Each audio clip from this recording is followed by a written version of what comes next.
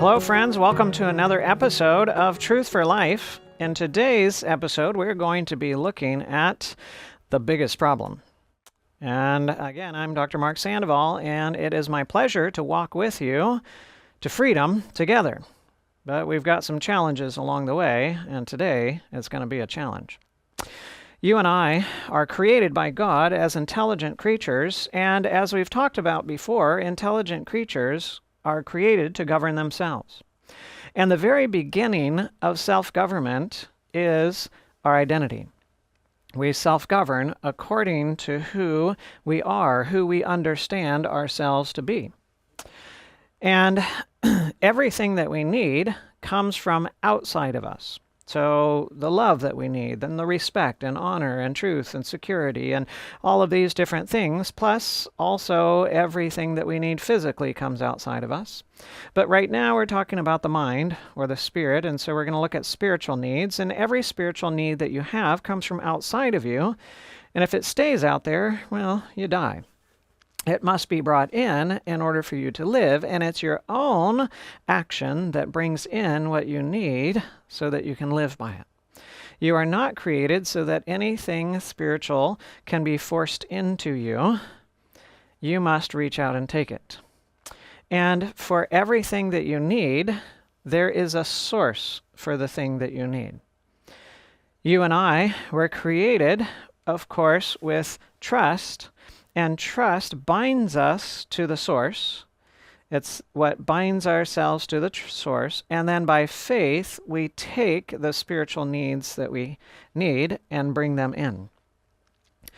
Adam and Eve, at the beginning, were created with God as their source, of course, and with the identity that they were children of God.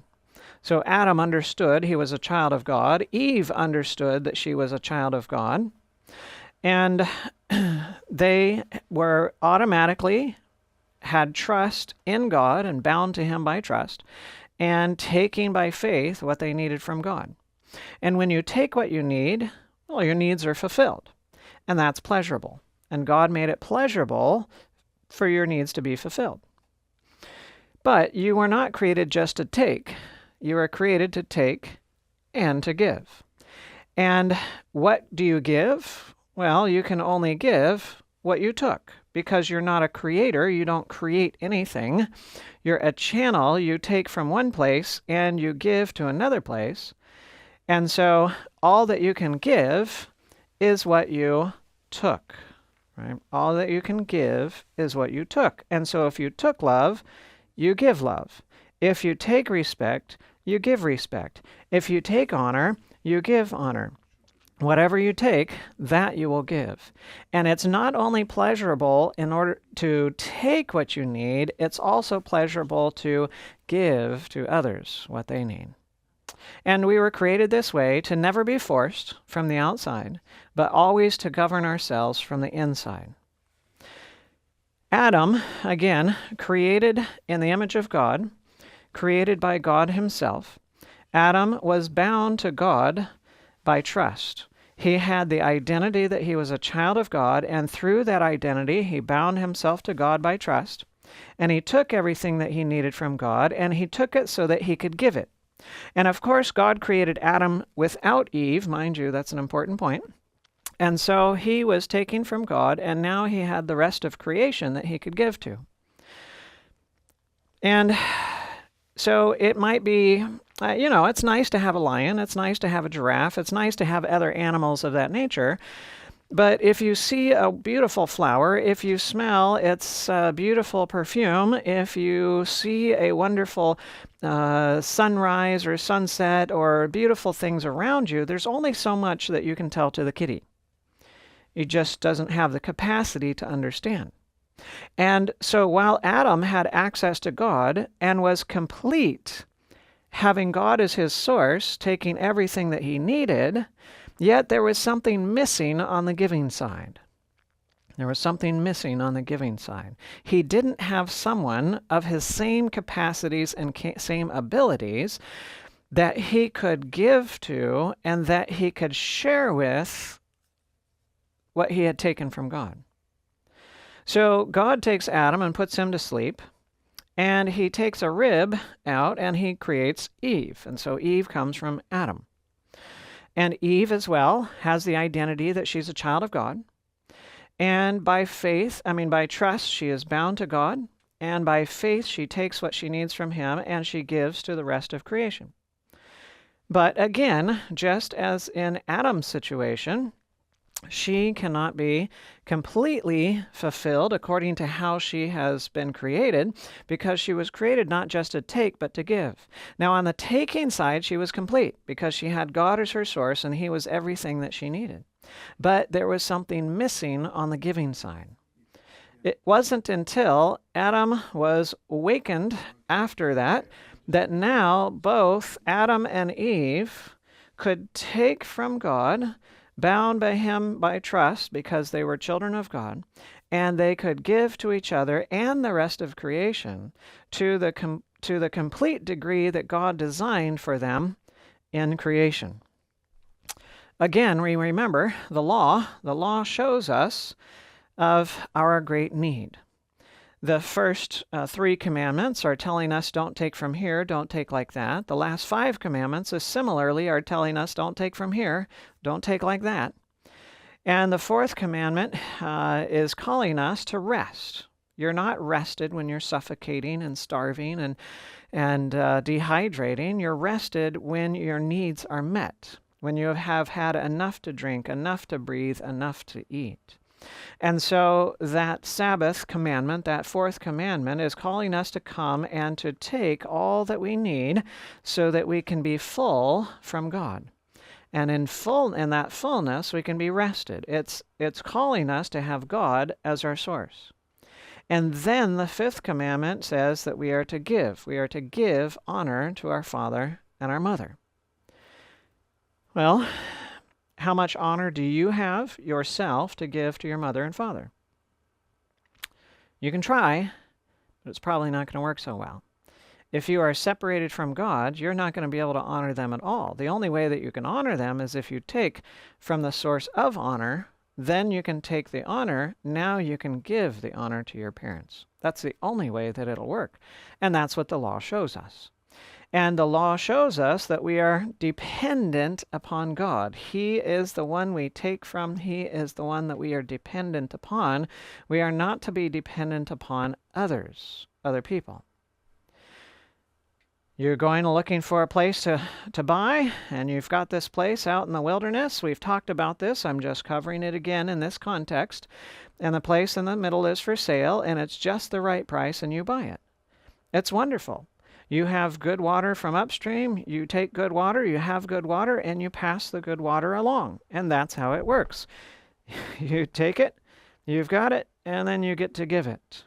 And if the neighbor downstream from you messes up that water, they muck it up somehow, well, you still have all the good water you need. You can still have good water to drink and good water to water your crops and good water for hydroelectric power and whatever you need.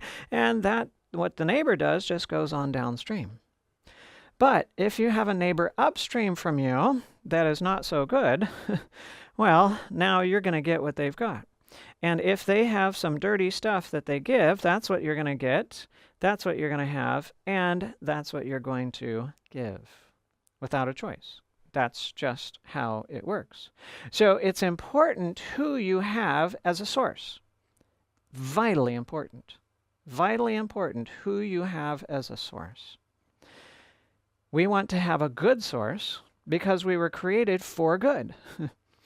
And when we have a good source, we can take good and we can give good.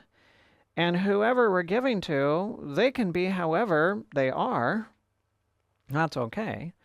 We don't need them to be a certain way for us because we already have the good that we need from our good source. And the law shows us that our good source is to be God, and that we're dependent upon Him. And when we take from Him, He is selfless, unselfish, self-sacrificing. And so what we get is selfless love. And that's what we get to pass along to others. And so when we have God as our source, He is a good God, He is a good source, and we get good from Him. And then we have good, and then we can pass the good along. But when we have people upstream, we're told that there is none who does good, no, not one. So when we have other people upstream from us, we don't get what's good, we don't have what's good, and we cannot give what is good. You can't help what you give. Let me put it this way. Let me rephrase that. If you have a bad source, you can't help but give bad. If you have a bad source, you cannot help but give bad. You can only give good by having a good source. So if you are giving bad, if you have bad words, and you have bad thoughts, and you have bad responses, and you have bad actions, that's not the problem. That's only the manifestation of the problem. The problem is the source that you're taking from. Clearly, if you are giving what is bad, you have a source that is bad.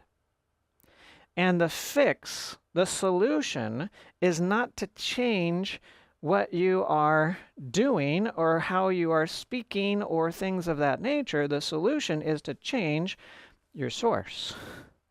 Then what comes out of you will be fixed. It will happen. So we need God as our source, and that is vitally important.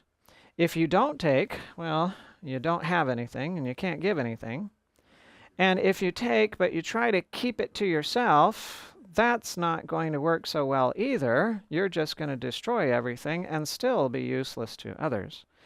The only way that it works is if you take in order to give. You take in order to give. And if you have God upstream and you have people downstream and He is good and they're not good, you can be good. But if it's flipped the other way, I don't care how good God is, you can't be good. Because if you have people as your source who are not good, you cannot be good. Doesn't work. Cannot work. And so, again, the law shows us that we are to take from God in order to give to others.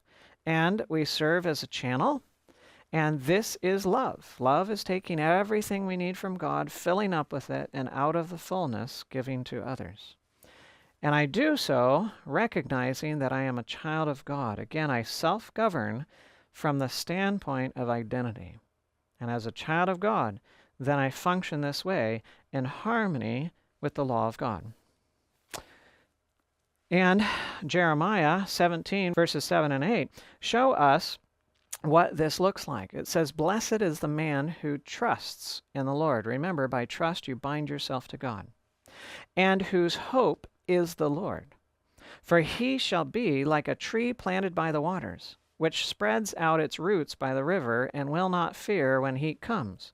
But its leaf will be green, and will not be anxious in the year of drought, nor will cease from yielding fruit."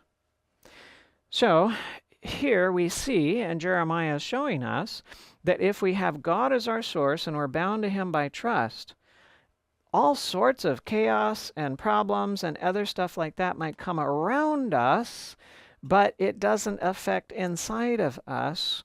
We are like a tree by the river. The roots still get what it needs. It might be hot and dry and whatever around us, but we don't dry up, our leaves don't wither, and we don't stop yielding fruit. And this is God's desire for us. We're told that higher than the highest human thought can reach is God's ideal for His children. This is what He desires for us. This is how He desires us to be. But there's something else going on, and we need to dive into the problem.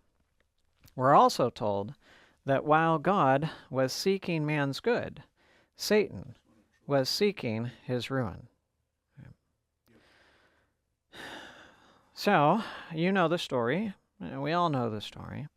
There's the story of Adam and Eve. Eve wandering near the forbidden tree, the tree of knowledge of good and evil, and the temptation that came there. And we'll look at that briefly. And so we see in Genesis chapter 3 and beginning in verse 1, it says, "Now the serpent was more cunning than any beast of the field which the Lord God had made.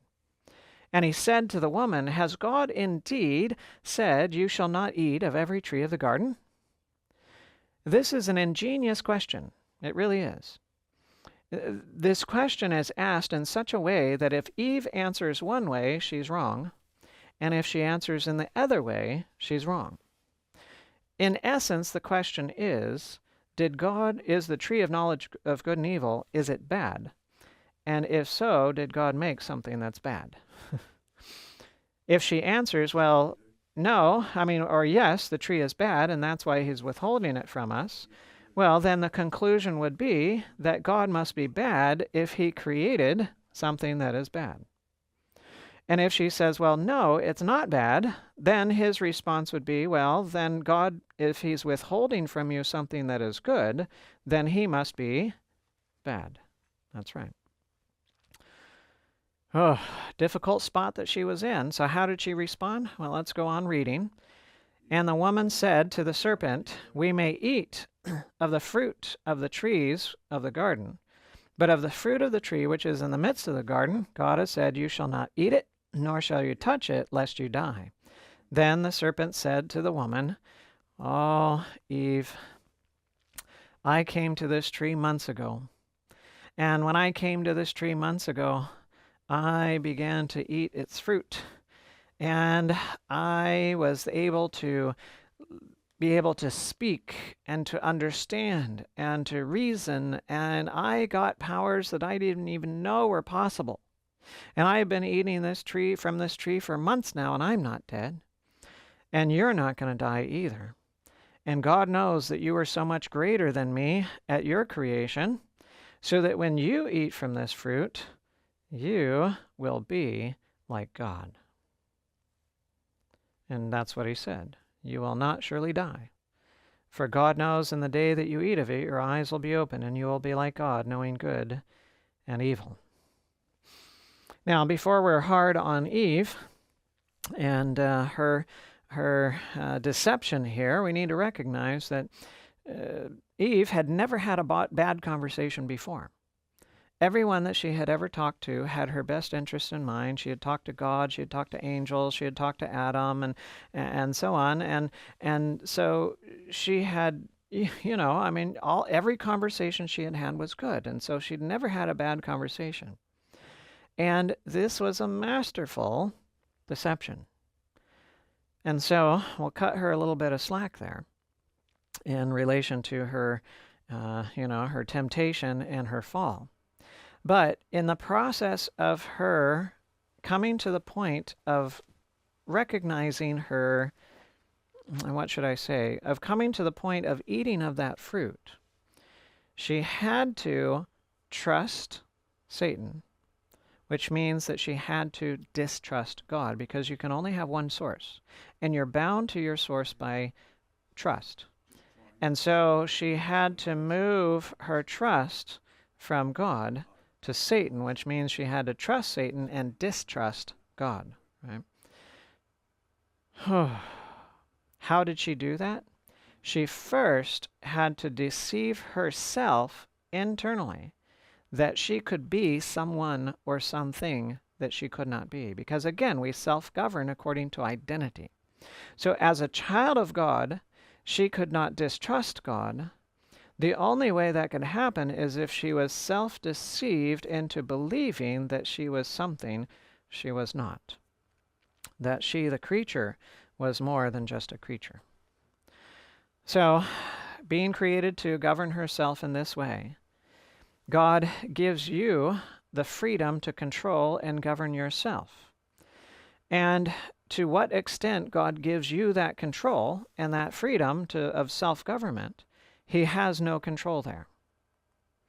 And sin could only arise where God had no control.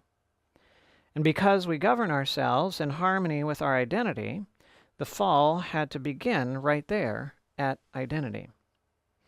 Somehow, mysteriously, the creature must deceive itself into believing the impossible about itself. And what is that? I must believe something about myself, which is the identity crisis of humanity. And that is that I, the creature, believe that I am God. Yes. And that is the very foundation of sinful nature, whether in humans or in angels, wherever it is found. It is the idea that the creature believes that they are God. So let's go back to the temptation again, and let's look at it. So here you have Eve, who knows who she is from creation. She's a child of God. By trust, bound to God, and with faith, taking what she needs from him and giving to others. And now she wanders near the tree, not purposely, but she ends up there. And yes, there's a few little warning signs along the way that she might not know exactly what to do with. And then she meets the serpent. He speaks to her out of the tree. And he tells her that the tree is good, and that you will be like God, and you will not die. Now, he has to tell her that she's not going to die because you have no need for death. Adam and Eve had no need for death. You have no need for death, right? You might desire death because you've lost your purpose, but you have no need for death. You actually have a need for life. And so the only way that he could get them to go after the tree was to take away the anti-need of death. No, you're not going to die. And yes, it's good. And yes, you will be like God. You see, the heart evaluates information based upon gain and loss. And you are created so that you always go after gain and you always avoid loss. And if you have a current gain, the only way you're going to give up that current gain is if you are offered a greater gain. That's the only way that you're going to give it up, is if you're offered a greater gain. So, Satan had to present the temptation in such a way to make it appear to Eve that what God withheld from her was greater than what God had given to her. To make her distrust him, to make her question his love for her, to make her think that maybe God did not have her best interests in mind. And now, in doubting God, she now believes that Satan has her best interest in mind and has something better for her than what God had offered to her. But again, she must begin that deception internally by changing who she is, by switching from being a child of God to believing that she could be a God. Now, as a God, she can question God. She can second-guess God. She can choose her own way rather than his way. She can go in another way. But when she took that identity that she was a child of God, then automatically she cut herself off from God, because if you are God, you don't need another God. But if you're still a creature in reality, well, then you have needs. And so now you are going to bind yourself to another source, and she bound herself to Satan. She took his information, and since his information said the tree is good, and you will be like God, and you will not die, all of that is a gain. And so the moment she believed it, she must take the fruit, and she must eat it, because you always go after gain. Now, Eve becomes the messenger for Satan. So all excited, Eve goes to Adam with her arms full of this fruit that she has eaten. She's not dead. She thinks she's in a wonderful state of, she's elevated. Now she's becoming like God. She feels like everything is getting much better and everything. And in this excited state, she comes to Adam and she tells him exactly what Satan told her. The tree is good. No, we will be like gods. No, we're not going to die. I'm not dead. I love you more than I did before. And now Adam is in a significant challenge. Significant challenge. If you love your wife would you agree that she must die?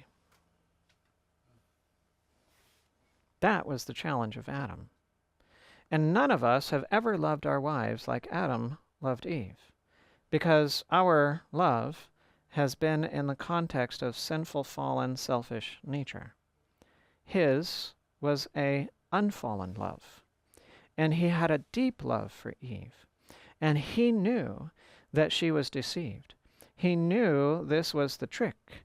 He knew that she was fallen, and he knew that she must die, because God said, in the day that you eat of it, you will surely die. And now Adam is challenged whether he is going to agree with God or not. Whether he will agree that, yes, Eve must die. And in that challenge, and it's a significant challenge, I mean a terribly significant challenge, Adam began to contemplate what Eve said. All right, the tree is good. I'll be like God. He will not die. She's not dead. She professes more love for me now. Maybe. And Adam, too, self-deceives. And fearing losing her, he takes in this idea that he, the creature, could become a god.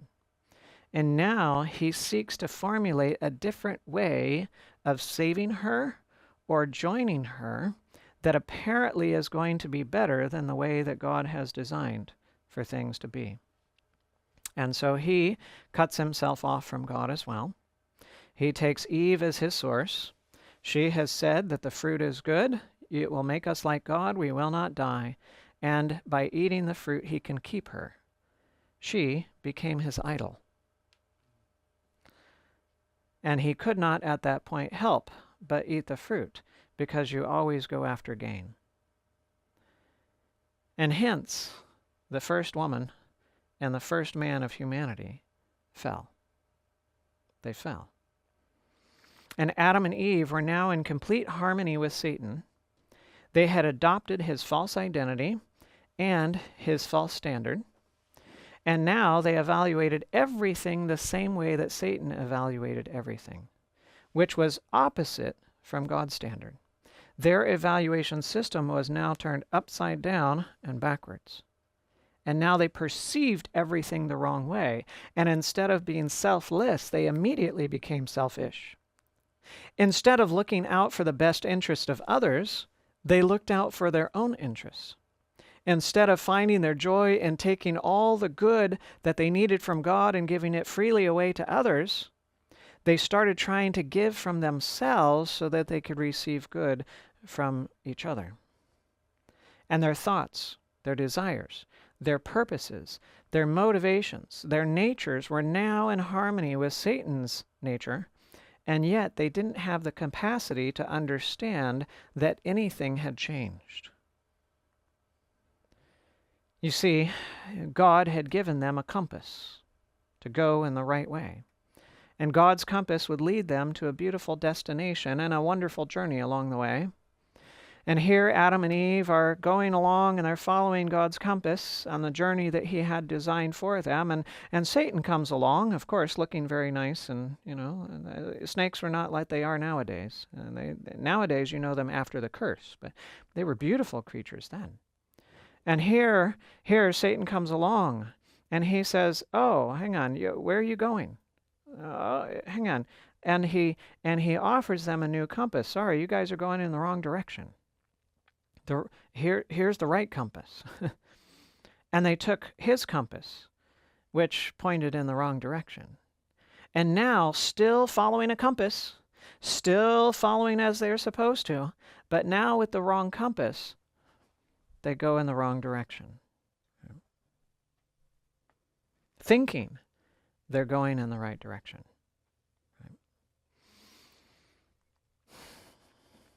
And so now Adam and Eve entered fully into a delusional state where they perceived everything backwards and upside down, and based upon their perceptions, they acted, they spoke, they responded from the wrong motivation, and they reacted and spoke and responded in the wrong way. But they couldn't see that they had a problem. They just couldn't see it. The nature of a delusional state is that the individual who is delusional doesn't know that they are delusional. That's the nature of a delusional state. And the person who believes that there are giant insects crawling out of the wall ready to eat them are just as afraid as if there were giant insects actually crawling out of the wall ready to eat them. You don't have to truly be in danger to be in fear. You only have to believe that you're in danger to fear. You only have to believe it. And they believed the lie. And therefore they got everything of the lie. You do not necessarily act and respond according to reality. You act and respond according to perception. And you will only act and respond in harmony with reality when your perception matches reality. It's the only time it'll happen. So here is God. God has created his creation, and Adam was the connecting link between God and the rest of creation on this earth. And so he was to be taking from God and giving to his creation. He was the manager, the curator, and so on. And the rest of creation on earth was to be taking from what Adam had given. So what happens when the connecting link is broken? What happens to the rest of creation on earth? Well, it gets broken too. So the problem of the fall of Adam was not just a problem of Adam. It became a problem of all of the creation of earth.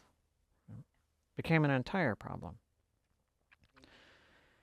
Again, we were created, Adam and Eve were created as children of God. And we were created to take from God everything that we need and give freely to others, and we do that according to identity. But what happens if our identity changes, and now, instead of believing that I'm a child of God, I believe that I am a God? What happens? Well, now I give, but I give from myself because I'm the source, I'm the creator, I can create things, and so now I can just give from myself. But I give in order to receive because I'm actually a creature and I still have needs. And those needs must be fulfilled. And so now I seek to fulfill my needs by giving in order to receive. And I do that to people, and so now I become dependent upon people. Now my dependency has switched from God, and now my dependency is on people. And when I take and I do so in order to receive from others, then I take what I have received from them in order to give to God. And I give to God so that I can receive from him, and I receive from him selfishly, and I do so to try to take it and keep it to myself. So it's all selfish. It's all dependent upon people. It's all going in the opposite, wrong direction. Oh, the law's still there, but it's backwards. And that is the I am God, and that is evil. And that is the fallen nature. That is the fallen nature. And that's where it comes from. That's what it looks like. Now, how many of us have experienced the fallen nature in our own lives? All right, yes, I see the hands and the acknowledgments. Yes, me too. Yes. Is it just when we were adults? Did we just have it, did we finally turn 18 or 21 and now all of a sudden, boom, we've got the problem? No. Well, were we educated into the problem when we were young? Or were we even conceived into the problem? It's a question, right? It's a question we need to ask ourselves. How do we get the problem? In understanding or answering that question, we need to understand a few things. And one of those things that we need to understand is inheritance. Right? Inheritance. So with inheritance, we recognize that every human being has a father and a mother. Right? And that father and that mother, they have information. There's information that is physical. But mind you, information never begins physically. Information always begins in the spiritual realm. It can be absorbed in or put in and contained in and transmitted by physical things, but it always begins in the spiritual. And so there is physical information, and that physical information was created by God, put in Adam, added to in Eve, and now that physical information, God created Adam and Eve to be able to replicate that information from generation to generation to generation to generation to generation. And that physical information is such that it rearranges, sorts, and so on and so forth in the process so that you never get the same information as somebody else does. And everybody is an individual that comes from their parents, and that comes from their grandparents and their great-grandparents and so on and so forth. And so you get half of your father's physical information, and you get half of your mother's physical information, and the half that you get from father is half of the information that makes up your body. And the half that you get from your mother is half of the information that makes up your body. And so, I'm not saying left half, right half. I'm just, trying to illustrate half. So half of the information from father, half of the information from mother. Often we believe that individuals are predisposed to have certain behaviors and so on and so forth because of the genes that we inherit. So because father had these genes and mother had those genes and I got those genes that way, that's why I have certain propensities like my father and certain behaviors like my mother and so on and so forth. No. That's a scientific understanding, but the scientific understanding does not take into consideration the fact that you are not just body, but you are spirit as well. Because science only acknowledges the physical. Science does not acknowledge the spiritual. And in creation, what was first? Well, it was the spiritual. It was God. It was God who spoke, and it was.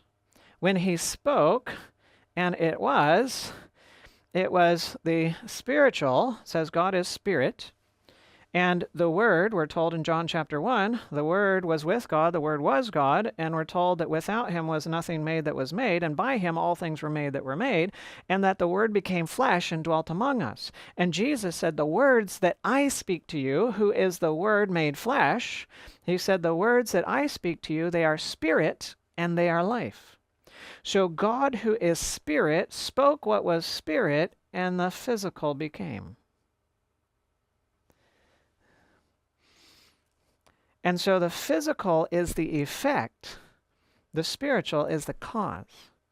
Science sees it backwards. Evolutionary theory tells us that it's backwards. It tells us that matter is the cause, and anything spiritual is an effect. So matter generated itself by an explosion of nothing, and when nothing exploded, everything came. And unlike other explosions, instead of everything flying apart, things came together. And then as it came together, matter organized itself. Matter, when it became sufficiently organized, generated life. So life is the effect of the organization of matter. And then matter regulated itself, and as it continued to organize itself and regulate itself through random processes, then it eventually got the capacity to think, right? And so thinking is the effect of matter and its organization.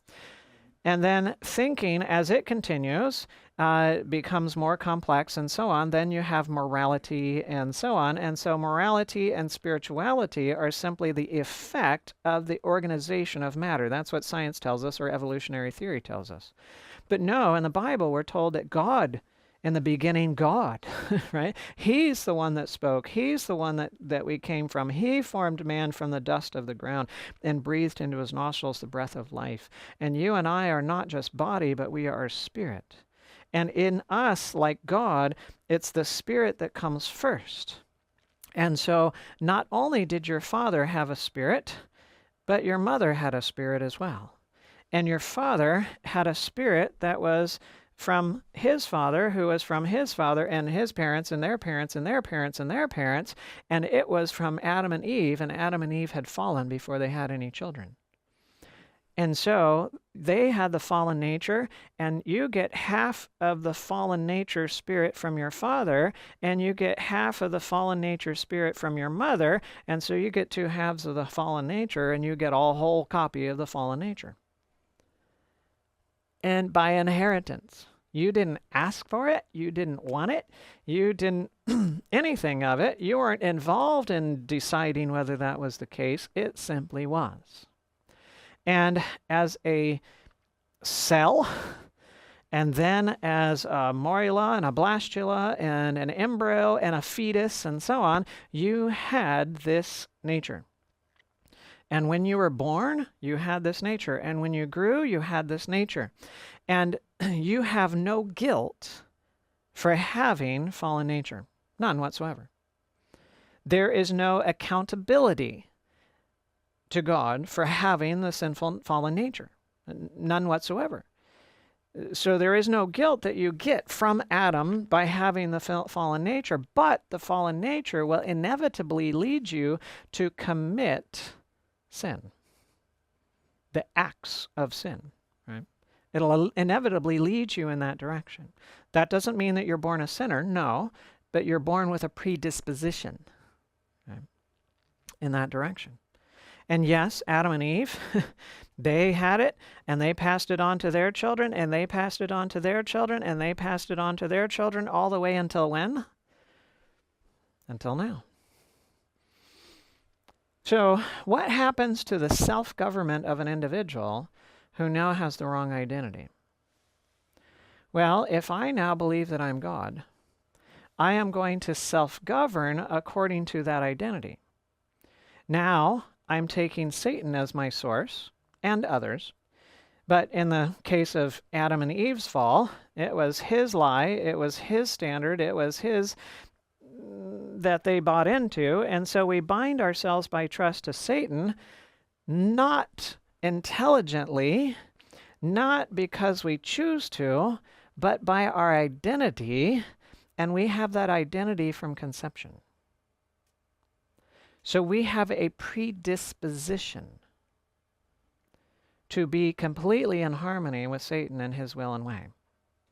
And by faith, we take the lies of the enemy, and we were not made for lies. And so lies do not fulfill our needs. And so when we take those lies, now our needs are unfulfilled, and that's not pleasurable. It's unpleasant. It's discomfort. So we have suffering as the automatic response of that. And now I cannot give out of the fullness that I have taken, and I can't take love I can't give love if I'm taking lies. I can only give what I've got. And so if I take lies, I'm going to give lies. If I take deceit, I'm going to give deceit. If I take dishonesty or dishonor, then I'm going to give dishonor. I have to give what I took. And instead of giving from the fullness, now I try to give in order to receive, and now instead of a gift, it's an investment. And I'm doing so for self's sake. This is what happens. It's a problem. It's a problem. It's definitely a problem. Now, how does the mind work from a conscious and unconscious standpoint? We have the conscious mind, and in the conscious mind, we have the will. Sometimes we think that the will is the master controller, right? It's actually not. It's the thing that puts into action what has already been evaluated. And we'll get into that in a little bit. And so you have needs, physical needs, and the signal of those needs will be sent from the body up to the cortex. That will be appreciated or accepted by the mind. You'll become aware of those needs, and now you'll feel the hunger and the thirst and the suffocation and whatever sensation there comes with the lack of what you need. And you will have a decision of whether you're going to eat or drink or breathe or how you're going to go ahead and supply those needs. There's going to be a decision in relation to that. But not only do you have the will, but you have a personality. And the personality also functions in the conscious mind too. And that personality is a combination of your different spiritual needs, and everybody has their spiritual needs in kind of a different order. So some people are just high on justice, right? Justice is their thing, and everything must be just. Other people, harmony is their thing, and they need to get along with everybody. Some people, security is their thing, and they always have to be secure, and so on. And then you have your secondary, spiritual need, and then your third spiritual need, and so on and so forth. And all of these are organized, and how they're organized gives you an idea of what you're going to prioritize in your decisions. And so that's going to come in and play into your decision making as to how you respond to the eating and drinking and breathing when you have the needs that are presented to the mind. But that's not the only processing. There's also processing in the subconscious mind. Now, we are all individual, all different when it comes to the conscious mind. But when it comes to the subconscious or the unconscious mind, we're all the same here. The processing all happens the same in the unconscious mind of individuals. And the major part of this is what we call the heart. Right? The heart does not process information consciously. It processes information unconsciously. And the heart evaluates things according to gain or loss. And it evaluates it such that you and I, if it's above, there is an indifference line, where we're just, we could care less whether it goes one way or another.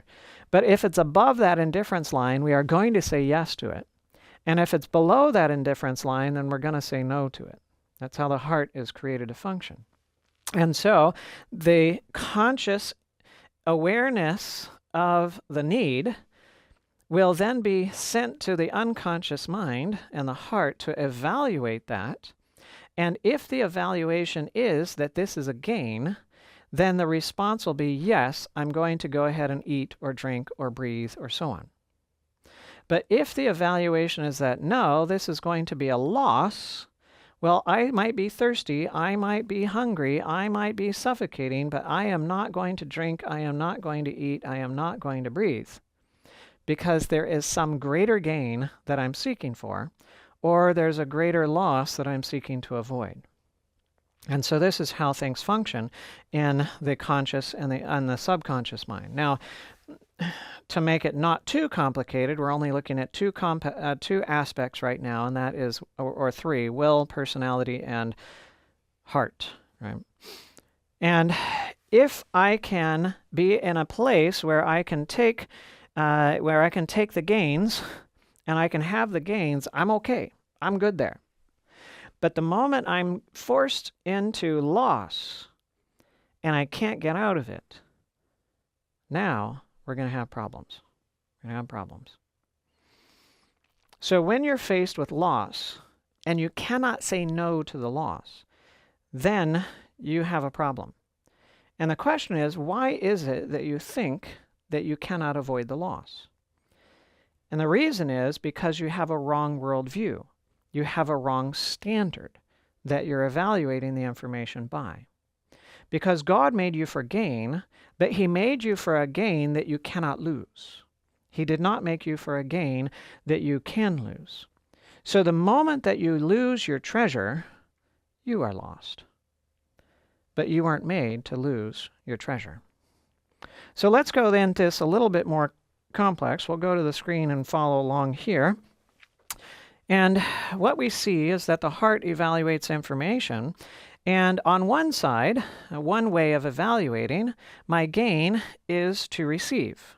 Right? And the more I can receive, the more gain that I have. And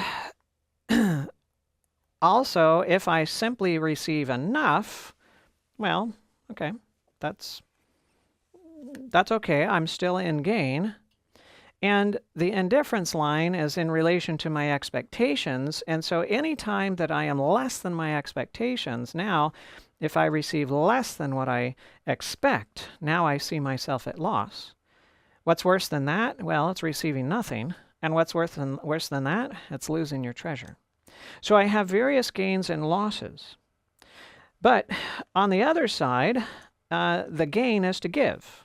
So on one side it's receiving, on the other side it's giving. And the more I can give, the more gain that I have. My loss is to not give or to keep to myself. And the question is, where can you control your gains and your losses? Can you control them on the left side with the receiving, or can you control them on the right side with the giving? And the answer is, you can only control them on the right side because you can control what you give and what you don't. But you can never control what somebody else gives and therefore what you receive. So our ability to control our gains and losses is freedom, and that can only be found on the right side of the chart, on that evaluation side. And on the left, I cannot avoid loss, but on the right, I can avoid loss. And so let's keep looking at this. On the left, I am dependent upon others. I am a slave to them. And I feel like I'm controlled by them, but I also feel like I need to control them. And on the left side, I give in order to receive. In other words, I invest. I put something of value in others to get something of greater value back. And on the left, I believe that it's mine. So I have it, I'm the owner, and I can create it, I can produce it, I'm the creator.